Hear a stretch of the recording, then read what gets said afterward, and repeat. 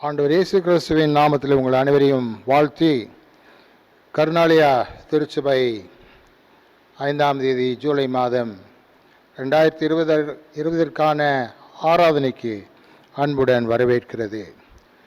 கர்த்தரை நோக்கி நாம் ஜெபிப்போம்.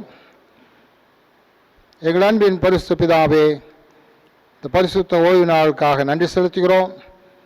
இவ்வாறாதிலும் தேவரீர் எங்கள் மத்தியிலே இருந்து எங்கள் துதிகளையும் ஸ்தோத்திரங்களையும் எங்கள் விண்ணப்பங்களையும் ஏற்றுக்கொண்டு தம்முடைய ஆசீர்வாதத்தை பொழிந்தருளி இந்த பரிசுத்த ஓய்வு நாளுக்கான மனமகிழ்ச்சியையும் சமாதானத்தையும் கிருபையும் தந்தரல ஆண்டவர் இயேசுவின் நாமத்திலே மன்றாடுகிறோம் பிதாவே, ஆமேன். ஆண்டவருடைய நாமத்திற்கு மகிமையாகவும் இந்த தெய்வீக ஆராதனைக்கு ஆரம்பமாகும் கிறிஸ்து சபை பாமாலையில் 16வது பாமாலையை பாடுவோம். Him number 16. கர்த்தாவே தாழ்மையாக திருப்பாத தண்டியே தண்டனிட வந்தேன் என்ற பாடல்.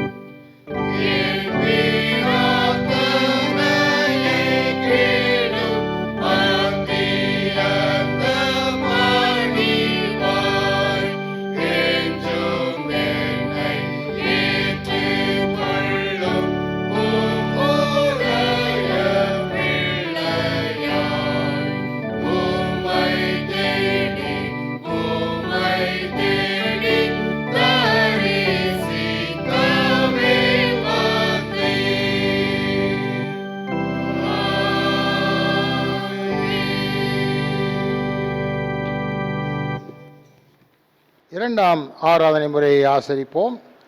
79ஆம் பக்கம். ஆண்டவரே, எங்கள் உதடுகளை திறந்தருளும், அப்பொழுது எங்கள் வாயுமுடைய புகழை அறிவிக்கும். பிதாவுக்கும் குமாரனுக்கும் பரிசுத்த ஆவிக்கும் மகிமை உண்டாவதாக, ஆதியிலும் எப்பொழுதுமான சதா காலங்களிலும் மகிமை உண்டாவதாக, ஆமேன். திரியேக கடவுளை போற்றுவோம். சேனைகளின் கடவுளாகிய கர்த்தர் பரிசுத்தர் பரிசுத்தர் பரிசுத்தர். வானமும் பூமியும் மகிமையால் இருந்திருக்கின்றன. உன்னதத்திலே ஓசன்னா. அவர் என்றென்றும் சர்வவல்லவராகவும் சாவாமை உடையவராகவும் இருந்து நம்முடைய பாவங்களுக்காக சிலுவை மரத்திலே இயேசு கிறிஸ்து மரித்து மீண்டும் எங்கள் நீதிக்காக உயிர் திரும்பியவரை நாம் துதிக்கிறோம், ஸ்தோத்திரிக்கிறோம். பரிசுத்த ஆவியாகிய ஆண்டவர் எல்லா வேளையில் நம் பேரிலே கிருபையை பொழிந்தருளி நம்முடைய ஜெபங்களையும் ஆராதனையும் ஏற்றுக்கொள்கிறார். அவருக்கு எல்லா துதியும் ஸ்தோத்திரமும் கனமும் என்றென்றைக்கும் உண்டாவதாக, ஆமேன். பாவ அறிக்கை, பிரேயர் ஆஃப் கன்ஃபெஷன். நமது பலவீனங்களுக்காக பரிதபிக்க முடியாத பிரதான ஆசாரியர் நமக்கு இராமல் எல்லா விதத்திலும் நம்மை போல் சோதிக்கப்பட்டும் பாவமில்லாத பிரதான ஆசாரியரே நமக்கு இருக்கிறார். ஆகவே நாம் முழங்கால் படிட்டு அமைதியாக நம்மை நாமே சோதித்தறிவோமாக. நாம் நம்முடைய பாவங்களை முதலாவது பாவரிக்கை ஜெபத்தின் மூலமாக ஏறெடுப்போம். First prayer of confession as found on page number 81. சர்வ வல்லமையும் மிகுந்த இரக்கமுள்ள பிதாவே, தப்பிப்போன ஆடுகளைப் போல நாங்கள் உம்முடைய வழிகளை விட்டு வழிவடைந்து போனோம். எங்கள் இருதயத்தின் யோசனைகளுக்கும் விருப்பங்களுக்கும் மிகவும் இணங்கி நடந்தோம். உமது பரிசுத்த கற்பனைகளுக்கு விரோதமாய் குற்றம் செய்தோம். செய்யத்தக்கவர்களை செய்யாமல் செய்யத்தகாதவர்களை செய்து வந்தோம். எங்களுக்கு சுகமே இல்லை.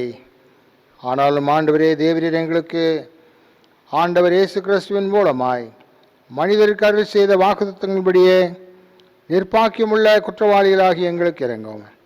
தப்பிதங்களை அறிக்கிட எங்கள் மேல் பொறுமையாயிரும். பாவத்தின் நிமித்தம் துக்கப்படுகிற எங்களை சீர்படுத்தும். மிகவும் இரக்கமுள்ள பிதாவே, உடைய பரிசுத்த நாமத்துக்கு மகிமை உண்டாகும்படி நாங்கள் இனி தேவ பக்தியும் நீதியும் தெளிந்த புத்தியும் உள்ளவர்களாய் நடந்து வர இயேசு கிறிஸ்து நிமித்தம் எங்களுக்கு கிருபை செய்தருளும். ஆமேன். சர்வ வல்லமை மிகுந்த இரக்கமுள்ள ஆண்டவர் மன்னிப்பையும் பாவ நிவர்த்தி நமக்கு கட்டளையிட்டருளி வாழ்க்கையை சீர்படுத்துவதற்கான காலத்தையும் தமது பரிசுத்தாவின் கிருபையையும் தேற்றுதலையும் தந்தருள்வாராக. ஆமேன். வேத பாடங்கள் வாசிப்பட கேட்போம். முதலாம் வேத பாடம் யாத்ராகமம் 18ஆம் அதிகாரத்திலே உள்ளது.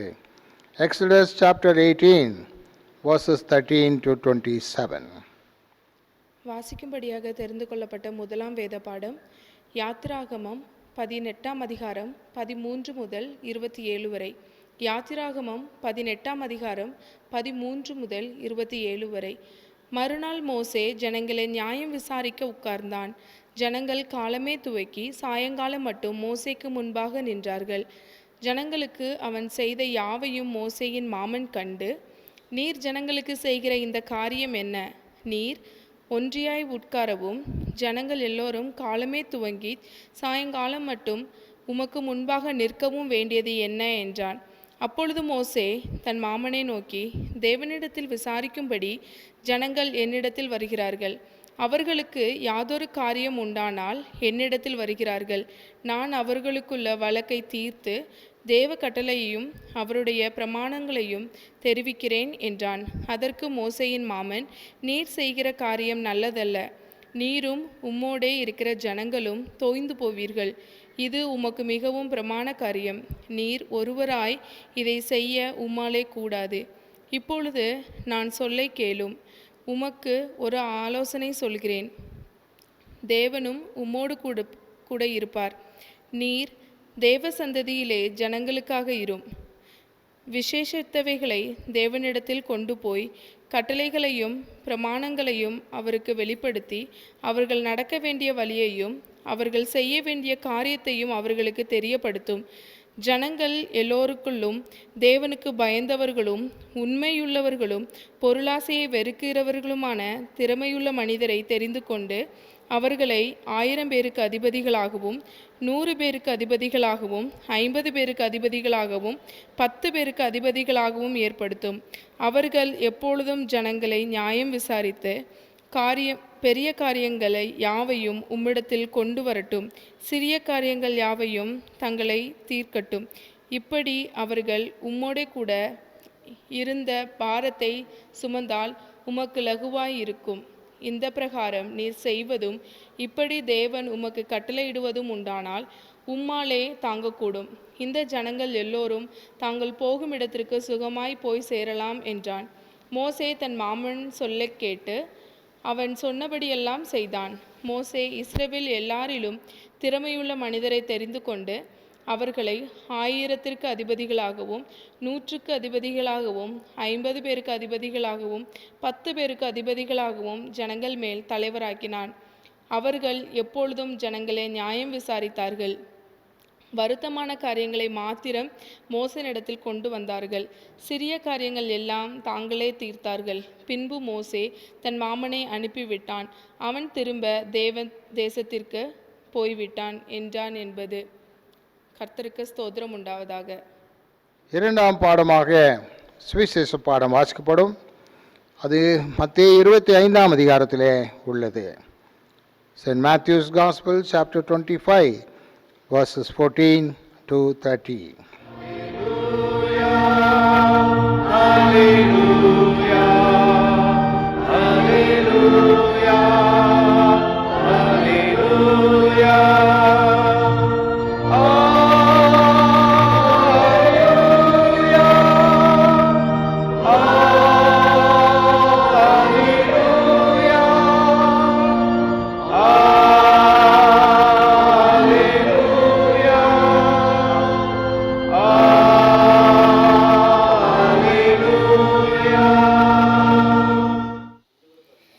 வாசிக்க வேண்டிய சுவிசேஷ பாடம் மத்தேயு 25வது அதிகாரம் வசனங்கள் 14 தொடங்கி 30 வரை. மத்தேயு 25ஆம் அதிகாரம் வசனங்கள் 14 தொடங்கி 30 வரை. அன்றியும் பரலோக ராஜ்யமும் புரதேசத்துக்கு பிரயாணமாய் போகிற ஒரு மனுஷன் தன் ஊழியக்காரரை அழைத்து தன் ஆஸ்திகளை அவர்கள் வசமாய் ஒப்பு கொடுத்தது போல இருக்கிறது. அவனுடைய திறமைக்கு தக்கதாக ஒருவனிடத்தில் 5 தாலந்தும் ஒருவனிடத்தில் 2 தாலந்தும் ஒருவனிடத்தில் 1 தாலந்துமாக கொடுத்து உடனே பிரயாணம் பட்டு போனான். 5 தாலந்தை வாங்கியவன் போய் அவைகளை கொண்டு வியாபாரம் பண்ணி வேறு 5 தாலந்தை சம்பாதித்தான். அப்படியே 2 தாலந்தை வாங்கியவனும் வேறு 2 தாலந்தை சம்பாதித்தான். 1 தாலந்தை வாங்கியவனோ போய் நிலத்தை தோண்டி தன் எஜமானனுடைய பணத்தை புதைத்து வைத்தான். வெகு காலமான பின்பு அந்த ஊழியக்காரனுடைய எஜமான் திரும்பி வந்து அவர்களிடத்தில் கணக்கு கேட்டான்.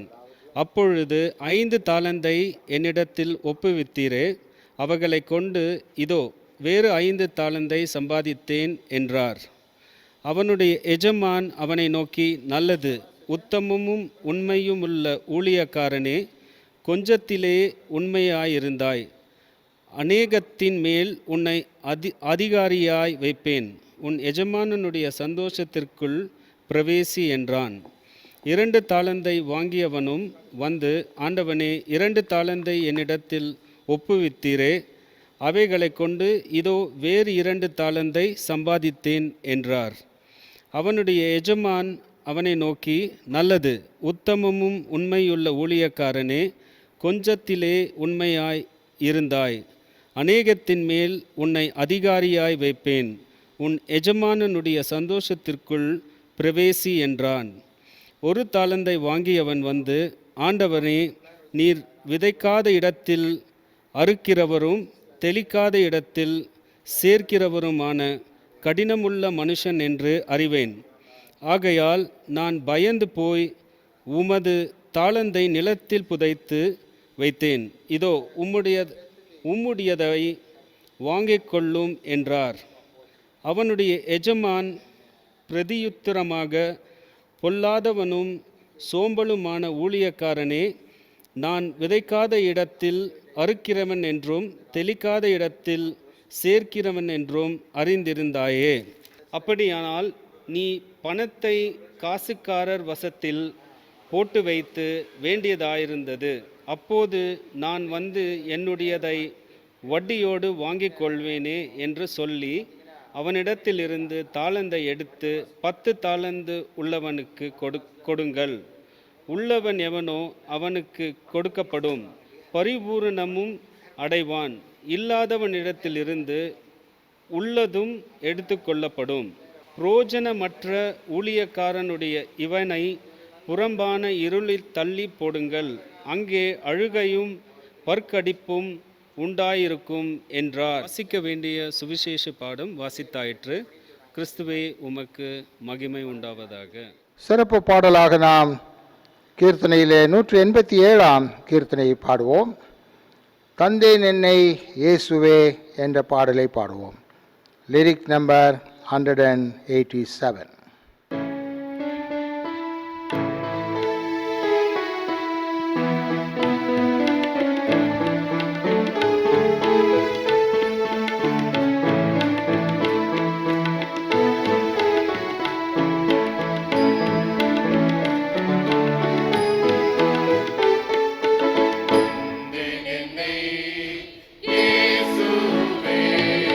Amen.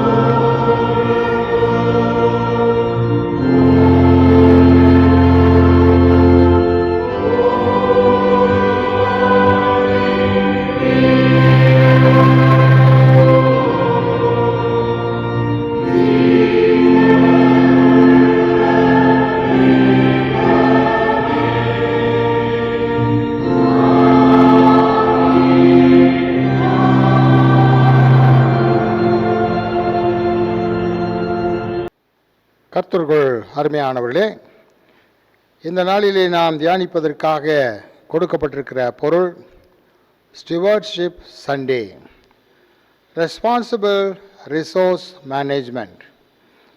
உக்ரானத்துவ ஞாயிறு, பொறுப்போடு வளங்களை பார்த்து கொள்ளுதல், பொறுப்போடு மூலப்பொருட்களை பாதுகாத்து கொள்ளுதல். ஸ்டிவர்ட்ஷிப் சண்டே.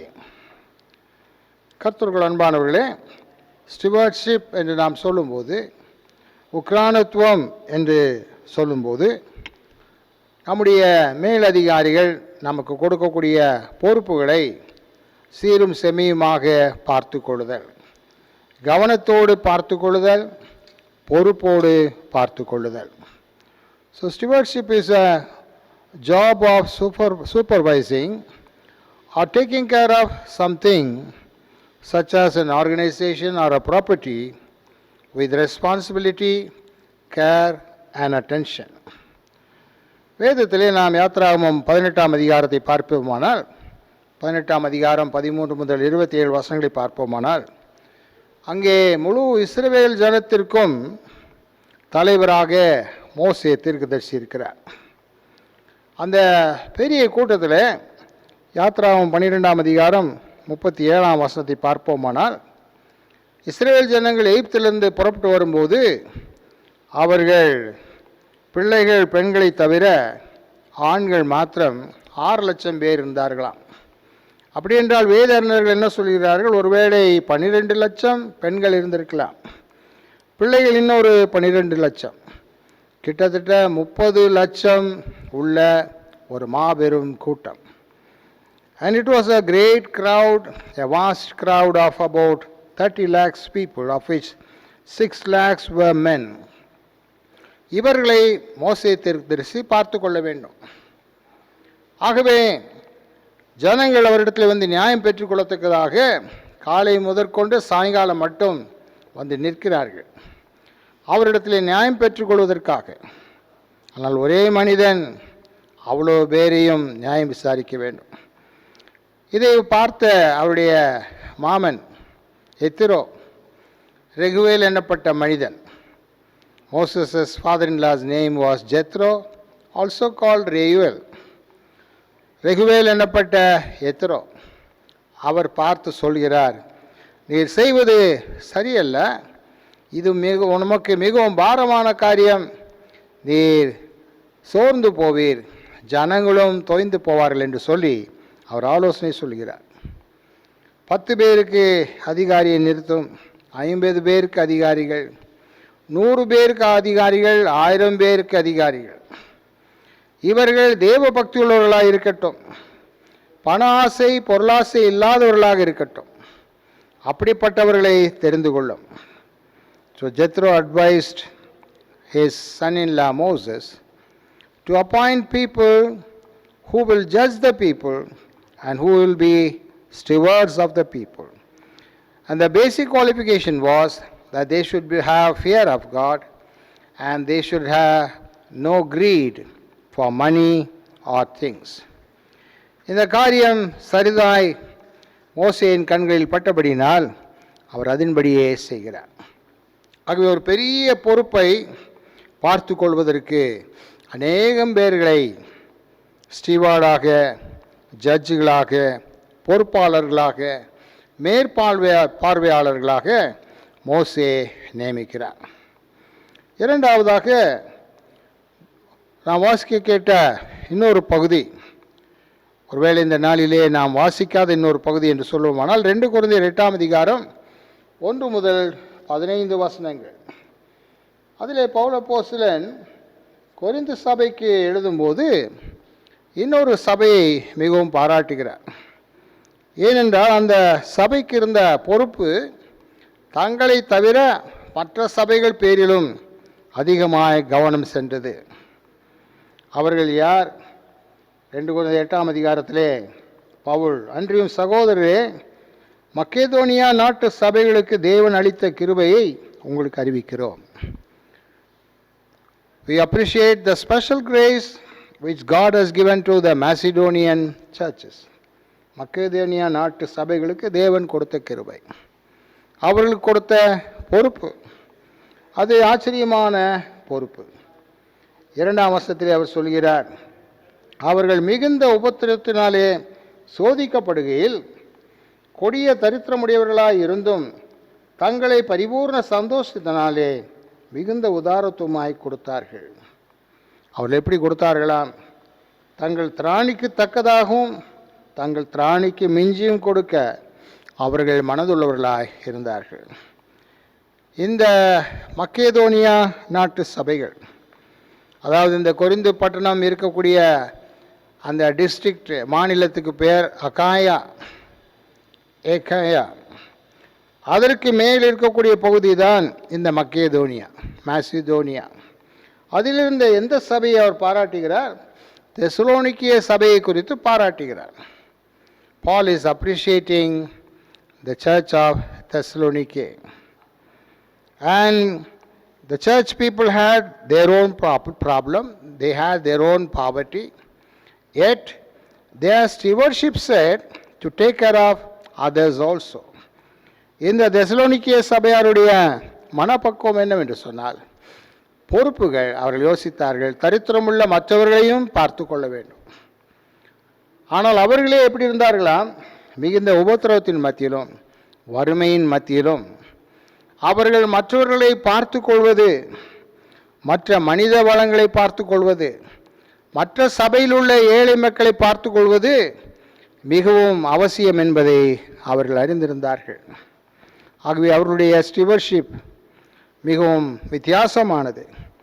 அவருடைய கஷ்டத்திலும் வறுமையிலும் உபத்திரவத்திலும் தாய் சபையாகிய எருசலேம் பட்டணத்து சபைகளிலே இருக்கக்கூடிய ஏழை ஜனங்களுக்கு இவர்கள் காணிக்கைகள் கொடுத்து அனுப்புகிறார்கள். So stewardship can take different form, a different form of helping one another. பாதிக்கப்பட்டவர்கள், தரித்திரத்தில் இருந்தவர்கள் மற்றவர்களை குறித்து யோசித்து அவர்களோடு கஷ்டங்களை பகிர்ந்து கொள்ள விரும்பினார்கள். So a good steward is one who takes the burden of others, like this church.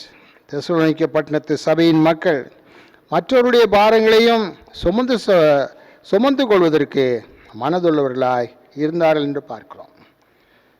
3ஆவதாக நாம் வாசிக்க கேட்ட சுவிசேஷ வேத பாடத்தை பாருங்கள். அங்கே மத்திய 25ஆம் அதிகாரத்தில் ஆண்டவர் ஒரு அழகான ஓமையை சொல்கிறார். Lord Jesus is telling a beautiful short story. ஓமை என்பது என்ன? ஒரு சிறிய கதை. அந்த சிறிய கதையிலே ஒரு மிக முக்கியமான கருத்தை ஆண்டவர் சொல்ல விரும்பினால் அதை ஒரு சிறு கதையின் வாயிலாக சொல்லுகிறார். A parable is a short story in which Jesus would like to emphasize a specific truth with all force and emphasis. இங்கே நாம் காண்கிறோம் மத்திய 25ஆம் அதிகாரத்தில் 14 முதல் 30 வசனங்களை நீங்கள் பார்ப்பீர்களானால், பரலோக ராஜ்யம் எப்படிப்பட்டதாய் காணப்படுகிறதாம்? ஒரு பெரிய பணக்கார மனுஷன் பிரயாணமாய் போகிறான், தூர தேசத்திற்கு போகிறான். போகிறவன் 3 ஊழியக்காரர்களை அழைக்கிறான். A very wealthy man going to a faraway country calls 3 of his servants, important servants, and gives them responsibility. So stewardship is taking up an important responsibility given by someone superior. நமக்கு மேலதிகாரிகள் யார்? நம்முடைய திருத்துவ தேவன். திருத்துவ தேவனின் கீழ் இருக்கக்கூடிய கர்த்தருடைய பிள்ளைகள், கர்த்தருடைய தாசர்கள், அவர்கள் நமக்கு கொடுக்கக்கூடிய பொறுப்புகளை நாம் எப்படி பார்த்து கொள்ள வேண்டும்? இந்த கதையிலே பார்க்கிறோம். இந்த பெரிய பணக்கார மனிதன் 3 ஊழியக்காரர்களுக்கு 3 விதமான தாளந்துகளை கொடுக்கிறார். ஒரு மனிதனுக்கு 15ஆம் வசனத்தில் பார்க்கிறோம் 5 தாளந்து. One man was given 5 talents. Another one was given 2 talents. And one was given 1 talent. இதை வைத்து நீங்கள் வியாபாரம் பண்ணுங்கள், நான் வந்த பிறகு இதை நான் வாங்கிக் கொள்கிறேன். அப்படியே அவர் புறப்பட்டு செல்கிறார். இந்த டேலண்ட் என்கின்ற வார்த்தை நாம் பல விதங்களிலே புரிந்து கொள்கிறோம். ஒருவேளை வேதத்தை மிக அழகாக தெளிவாக வாசிப்பது ஒரு தாளந்து, மிக நேர்த்தியாக செம்மையாக ஜெபிப்பது ஒரு தாளந்து, மிக சரியான ஆலோசனை சொல்வது ஒரு தாளந்து, பாடல்களை பாடுவது ஒரு தாளந்து, பாடல்களை ஏற்றுவது ஒரு தாளந்து, வாத்திய கருவிகளை இசைப்பது ஒரு தாளந்து, மற்றவர்கள் துயரத்திலே கண்ணீரிலே இருக்கும்போது அவர்கள் அருகிலே நின்று அவர்களுக்கு ஆறுதல் சொல்வது ஒரு தாளந்து. இப்படி பலவிதமான தாளந்துகளை நாம் காண்கிறோம். There are various kinds of talents in the world.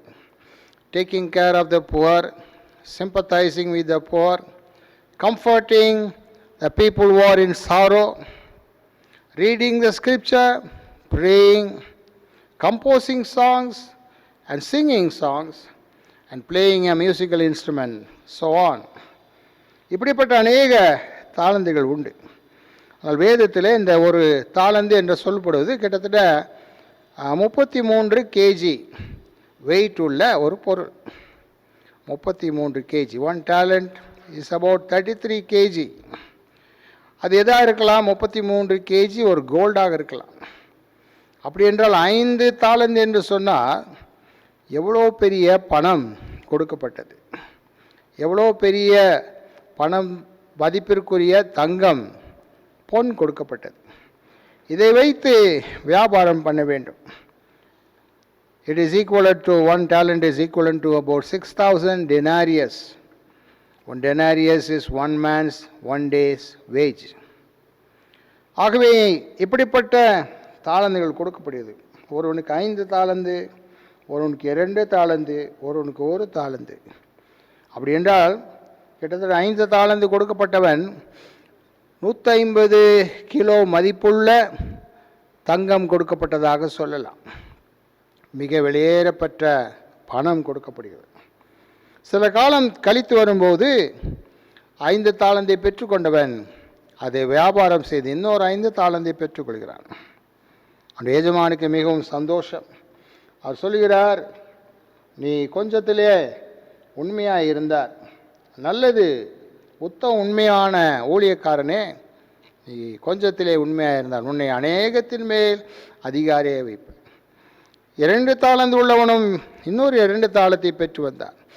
அவனுக்கும் அப்படிப்பட்ட பாராட்டுதல் கொடுக்கப்பட்டது. 23ஆம் வசனம். 1 தாளந்தை பெற்றுக்கொண்டவன் அதை மண்ணிலே புதைத்து அப்படியே கொண்டு வந்து கொடுக்கிறான். எஜமானுக்கு மிகவும் கோபம். அந்த தாளந்தை வாங்கி 5 தாளந்து உள்ளவனுக்கு கொடுக்கப்பட்டது. கர்த்தருக்குள் அன்பானவர்களே, இந்த ஓமையிலிருந்து நாம் கற்றுக்கொள்கிற பொறுப்புகள் என்ன? ஆண்டவர் நம்மை உலகத்திலே, திருச்சபையிலே, நம்முடைய தொழிற்சாலைகளிலே, நம்முடைய பள்ளிக்கூடங்களிலே, கல்லூரிகளிலே, வங்கிகளிலே, பல்வேறு இடங்களிலே பொறுப்புள்ளவர்களாய் வைத்திருக்கிறார். God has given us a specific and a good reasonable responsibility. And what do you do with that responsibility? கொடுக்கப்பட்ட அந்த உக்ரானத்துவத்திலே, கொடுக்கப்பட்ட பொறுப்பிலே உக்ரானத்துவம் உள்ளவர்களாய் நடந்து கொள்கிறோமா? உக்ரானத்துவம் இல்லாதவர்களாக, பொறுப்பற்றவர்களாக நடந்து கொள்கிறோமா? பொறுப்பில்லாமல் நடந்து கொள்கிறவர்களுக்கு தண்டனை உண்டு. பொறுப்பில்லாமல் நடந்து கொள்கிறவர்களுக்கு தேவனுடைய ஆக்கினை வரும். கர்த்தருக்குள் அன்பானவர்களே, நாம் நம்முடைய தாளந்துகளை கர்த்தருடைய நாமத்திற்கு மகிமையாக உபயோகப்படுத்தவும், நம்முடைய மேலதிகாரிகள், நம்முடைய குருவானவர்கள், பேராயர்கள், நாம் வேலை செய்யக்கூடிய இடத்திலே பெரிய அதிகாரிகள் அனைவரும் பாராட்டத்தக்கதாகவும் தேவனுடைய நாமத்திற்கு மகிமையாகவும் நடந்து கொள்வதற்கு நாம் அழைக்கப்பட்டிருக்கிறோம்.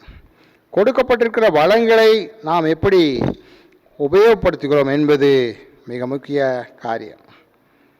அமெரிக்க தேசத்தில் ஒரு பெரிய இன்டர்நேஷ்னல் பேங்க், அந்த இன்டர்நேஷ்னல் பேங்க்குடைய போர்டு எல்லாரும் கூடினார்கள். போர்டு மெம்பர்ஸ் கூடி ஒரு பெரிய அந்த சர்வ தேசத்தினுடைய பேங்க்கினுடைய மேனேஜிங் டைரக்டர் ரிட்டையர்ட் ஆனபடியினாலே அசிஸ்டன்ட் டைரக்டரை மேனேஜிங் டைரக்டராக பண்ணுவதற்காக ஒரு ஃபார்மல் இன்டர்வியூ காலையிலே வைத்தார்கள். காலையிலே அந்த இன்டர்வியூ நடைபெற்று கொண்டிருந்த போது அந்த அசிஸ்டன்ட் டைரக்டரை அழைத்து போர்டு மெம்பர்ஸ் பேசினார்கள். எல்லாருக்கும் சந்தோஷம். மதியம் அருகில் இருந்த ஒரு ஹோட்டலுக்கு சென்றார்கள்.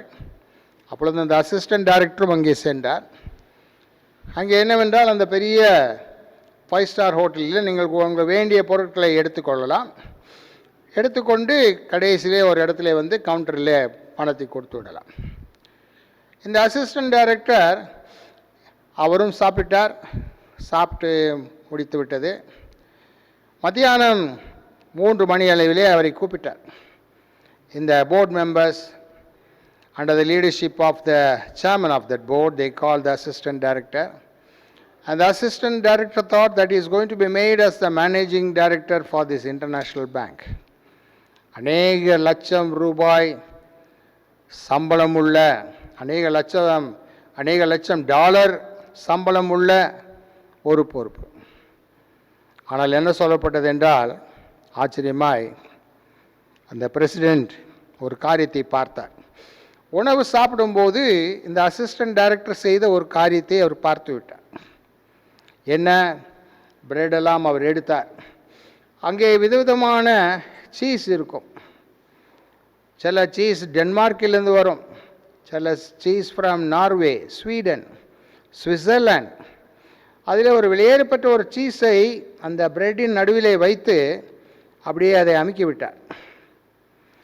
அதன் பிறகு வெளியே சில சீஸ்களை எடுத்தார், ஜாம் எடுத்தார், எல்லாம் எடுத்தார், சாப்பிட்டார். ஆனால் ஒரு சிறிய சீஸ், விலையுயர்ந்த சீஸை பிரெட்டின் நடுவிலே வைத்து அமுக்கி விட்டார். He has taken one costly cheese and kept it between the slices of bread and he has pressed it. And this president was seeing that he paid money for the other cheese, he paid money for the bread, but not the cheese which he has pressed inside the bread slices. So the president சொன்னார், you are very unfaithful in a very small thing, a matter of cheese. You have hidden the truth, and how can we trust you and give you this very big bank responsibility? ஒரு சிறிய காரியத்திலே ஒரு வெளிநாட்டு சீஸுக்குரிய பணத்தை நீ கொடுக்காமல் மறைத்து விட்டாய்.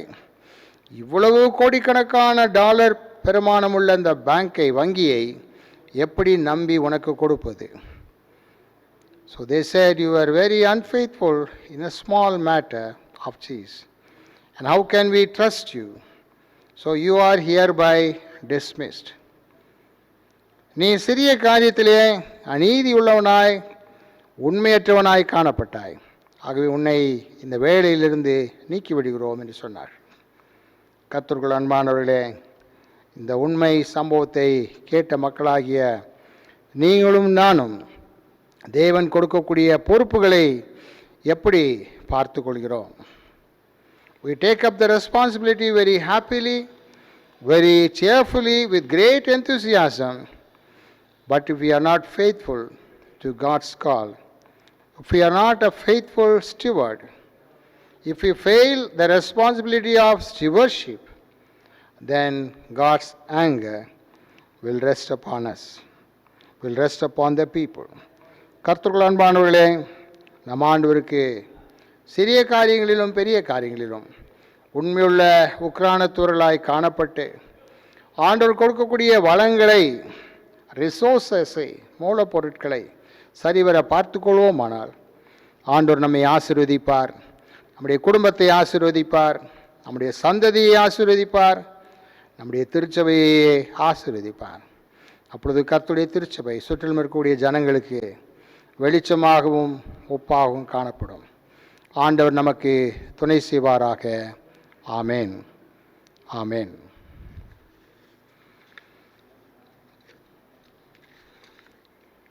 நாம் நம்முடைய விசுவாசத்தை அறிக்கை செய்வோம். அப்போஸ்தலர் விசுவாச பிரமாணத்தை நாம் ஏறெடுப்போம். 88ஆம் பக்கம். அப்போஸ்தலர் விசுவாச பிரமாணம். வானத்தையும் பூமியையும் படைத்த சர்வவல்லமையுள்ள பிதாவாகிய தேவனை விசுவாசிக்கிறேன். அவருடைய ஒரே குமாரனாகிய நாதர் இயேசு கிறிஸ்துவையும் விசுவாசிக்கிறேன். அவர் பரிசுத்த ஆவினாலே கன்மரியாளத்தில் உட்பவித்து பிறந்தார். பொந்தி பிலாத்தின் காலத்தில் பாடுபட்டு சிலையில் அறிந்து மரித்து அடக்கணப்பட்டு பாதாளத்தில் இறங்கினார். 3ஆம் நாள் மரித்தோரிடந்து எழுந்தள்ளினார். பரமண்டலத்துக்கு ஏறிய சர்வவல்லமையுள்ள பிதாவாகிய தேவனுடைய வலது பாசத்தில் வீற்றிருக்கிறார். அவிடத்திலிருந்து உயிரோரையும் மரித்தோரையும் நியாயந்திருக்க வருவார். பரிசுத்த ஆவியை விசுவாசிக்கிறேன். பொதுவாக இருக்கிற பரிசுத்த சபையையும் பரிசுத்தவானுடைய ஐக்கியமும் பாவம் மன்னிப்பும் சரீர உயிர்த்தெழுதலும் நித்திய ஜீவனும் என்று விசுவாசிக்கிறேன். ஆமேன், ஆமேன். சபையின் அறிவிப்புகளை காரியதர்சி அவர்கள் அறிவிக்க நாம் கேட்போம். Announcement by the church secretary. கர்த்தருடைய பரிசுத்த நாமத்துக்கு ஸ்தோத்திரம் உண்டாவதாக. இந்த புதிய மாதத்தில் கூட சபையாருக்கு அறிவிக்க வேண்டிய காரியங்கள், இன்னும் 2 மாதங்களுக்கு ஆலயம் திறக்கப்படாத சூழ்நிலை உருவாகி இருக்கிறதை அறிவீர்கள். அரசாங்கத்தின் உத்தரவுப்படி ஞாயிறுதோறும் ஆலயம் மூடியிருக்க வேண்டும் என்ற உத்தரவுக்கு நாம் பணிந்து வந்திருக்கிறோம். இந்த வான்வழி ஆராதனை மூலமாக நிகழ்வை தொடர்ந்து நான் நடைபெறும்படியாக நீங்கள் உங்கள் ஜெபத்திலே நினைவு கூறும்படியாய் பணிவன்பன் கேட்டுக்கொள்ளுகிறேன். இந்த வாரத்திலே கர்த்தருக்குள் நித்திரையடைந்த ஆஸ்லி சாம் தாய் தந்தையருக்கும் சகோதரனுக்கும் திருச்சபையின் சார்பிலே ஆழ்ந்த அனுதாபத்தை தெரிவித்துக் கொள்ளுகிறேன். அதோடு ஆராதனை முறைமைகளை ஆயர் இறுதியிலே உங்களுக்கு அறிவிப்பார். அதன் நோக்கம், ஆலயம் திறக்கப்படாத பட்சத்திலே பிரதி திங்கள் புதன்கிழமை மாலை 4:30 மணி முதல் 7:30 மணி வரை ஆலயம் திறந்திருக்கும். ஜெபிக்கும்படியாக கடந்து வருகிறவர்கள் குடும்பமாக கடந்து வரலாம். உங்கள் அனைவருக்காக ஆயர் அவர்கள் ஜெபிப்பார்கள். அதோடு மாத்திரமல்ல, நமது திருச்சபை பல ஆண்டுகளாக தாமதித்து வருகிற கட்டுமான பணி இப்பொழுது ஒரு நிறைவுக்குள்ளாக வந்திருப்பதை கர்த்தருடைய நாமத்திலே உங்களுக்கு அறிவிக்கிறேன். ஆயர் அவர்களும் அது திட்டவட்டமாக உங்களுக்கு அறிவிப்பார். நன்றி சொல்வதோடு நீங்களும் இந்த கட்டுமான பணிக்காக ஜெபிக்கும்படியாக உதாரத்துவமான காணிக்கைகளையும் கொடுக்கும்படியாக பணிவன்புடன் கேட்டுக்கொள்கிறேன். கடந்த வாரத்திலே தங்களுடைய பிறந்த நாளையும் திருமண நாளையும் அனுசரித்தவர்கள் கொண்டாடியவர்கள் யார் என்றால்,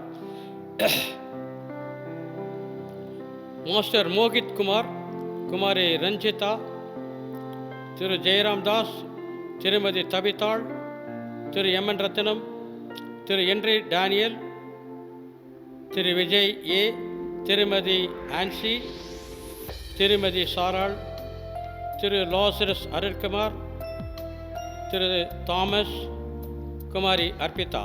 இன்று 5ஆம் தேதி தங்களுடைய பிறந்த நாளை கொண்டாடுபவர்கள் குமாரி ஐஸ்வர்யா, திரு தீபக் சந்தர், திரு ஜான்சன் ஏ, திரு கிளாரன்ஸ். கடந்த வாரத்திலே தங்களுடைய திருமண நாளை கொண்டாடியவர்கள் திருமதி திரு ஜான் சாமுவேல், திருமதி திரு சவுந்தரராஜன் ஆர்,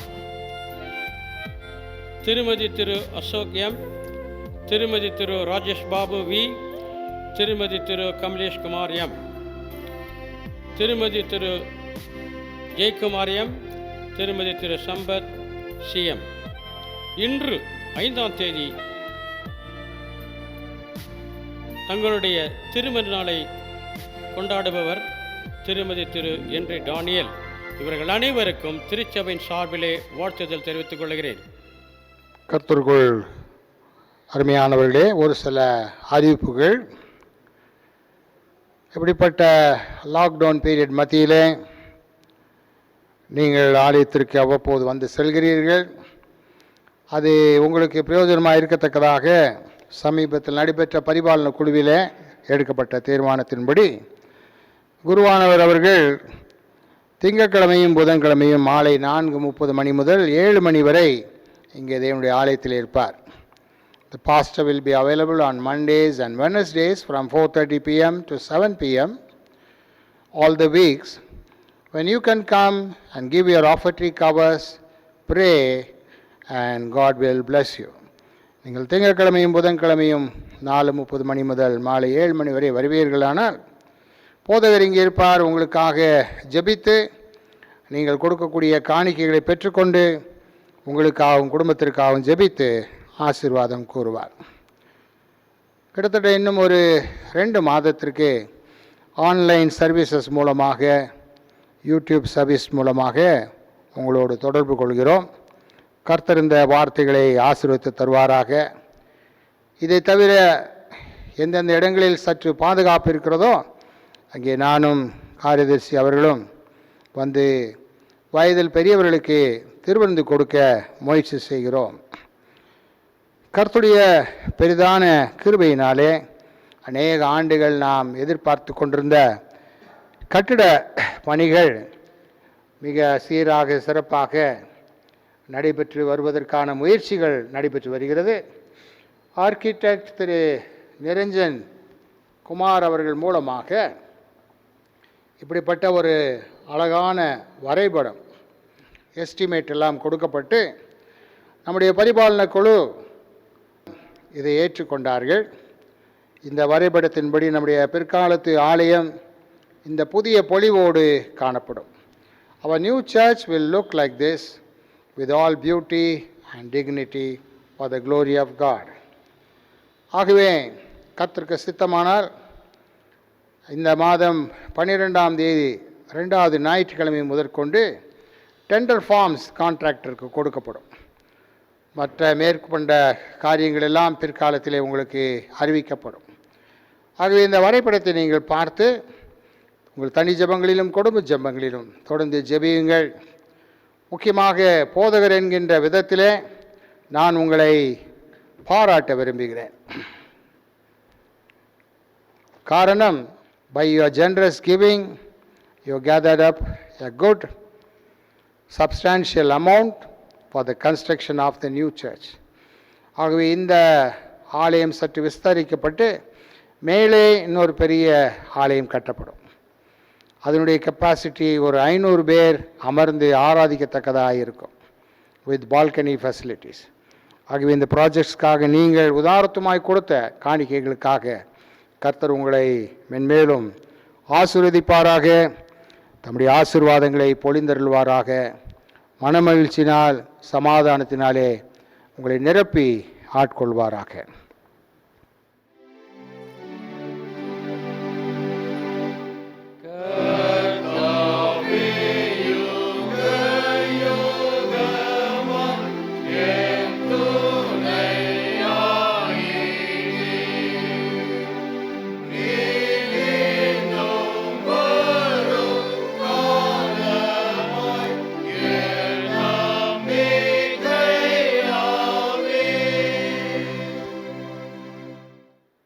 கர்த்தரை நோக்கி நாம் ஜெபிப்போம். அன்பின் ஆண்டவரே, பரிசுத்த பிதாவே, எப்பொழுதும் வாசிக்கப்பட்ட பிறந்த நாளை கொண்டாடினவர்கள், திருமண நாளை கண்டவர்களுக்காக ஜெபிக்கிறோம். கர்த்தர் இவர் ஒவ்வொருவரையும் ஆசீர்வதித்து அவர்கள் பேரிலே உடைய ஆசீர்வாதத்தையும் சந்தோஷ சமாதானத்தையும் பொழிந்தருளி உடைய பிள்ளைகள் ஆரம்பித்திருக்கிற புதிய வருஷத்திலே நல்ல மேய்ப்பனாக உடைய பிள்ளைகளை வழிநடத்தி செல்லவும், ஆசீர்வாதத்தினாலும் மனமகிழ்ச்சினாலும் திருப்திப்படுத்தவும், நீதின் கருத்தினாலே வழிநடத்தி செல்லவும் நாங்கள் ஜெபிக்கிறோம். சமீபத்திலே மரித்து போன இளம் வாலிபன் ஆஸ்லி சாமியின் நினைவு கூறுகிறோம். அந்த ஆஸ்லி சாமியினுடைய அருமை பெற்றோர்கள் ராஜா அவர்களுக்கும் பாத்தி மேரிக்கும் அவருடைய சகோதரனுக்கும் குடும்பத்தை சார்ந்த அனைத்து மக்களுக்கும் உலகம் தரக்கூடாத மெய்யான சமாதானத்தையும் ஆறுதலையும் தாரும். தொடர்ந்து ஒவ்வொரு குடும்பத்தினுடைய தேவைகளை சந்தித்தரலும். ஆண்டவரே, உலகமெங்கிலும் பாதித்திருக்கக்கூடிய இந்த COVID-19 சீக்கிரமாய் அகற்றப்படத்தக்கதாக இந்தியன் சயின்டிஸ்ட் கண்டுபிடித்திருக்கக்கூடிய இந்த வேக்சின், அல்லது இஸ்ரேல் தேசத்தார் கண்டுபிடித்திருக்கிற வேக்சின், அமெரிக்க தேசத்தார் கண்டுபிடித்திருக்கிற வேக்சின், இவைகள் தெரிந்து கொள்ளப்படவும் ஜனங்கள் குணப்படுத்தப்படவும் மன்றாடுகிறோம். உம்முடைய மாபெரும் ஐஸ்வர்யமான கரம், வல்லமையான கரம் சுமார் 50 லட்சம் மக்களை, இந்த வியாதியால் பாதிக்கப்பட்ட மக்களை நீர் காப்பாற்றினபடியினால் நன்றி செலுத்துகிறோம். மரித்து போன 5 லட்சம் மக்களை இழந்து தவிக்கிற குடும்பங்களுக்கும் வேண்டிய ஆறுதலையும் சமாதானத்தையும் தாரும். Continue to protect our church and protect all the children and servants of God all over the world, and protect them under your divine wings. Shield them with your blood. ஆண்டவருடைய பிள்ளைகளை நீர் ஆசீர்வதித்து இரத்த கோட்டைக்குள்ளாய் மறைத்து காத்துக்கொள்ளும். அநேகருக்கு ஆசீர்வாதமாகவும் கிறிஸ்துவின் நாமத்திற்கு புகழ்ச்சியாகவும் காத்துக்கொள்ள வேண்டும் என்று ஆண்டவர் இயேசுவின் நாமத்திலே மன்றாடுகிறோம் பிதாவே. ஆமேன். இவ்வேளையிலே முடிவு பாடலாக பாமாலை 347 பாமாலை பாடலை பாடுவோம். ஹிம் நம்பர் 347, தெய்வ ஆட்டுக்குட்டியே என்ற பாடல்.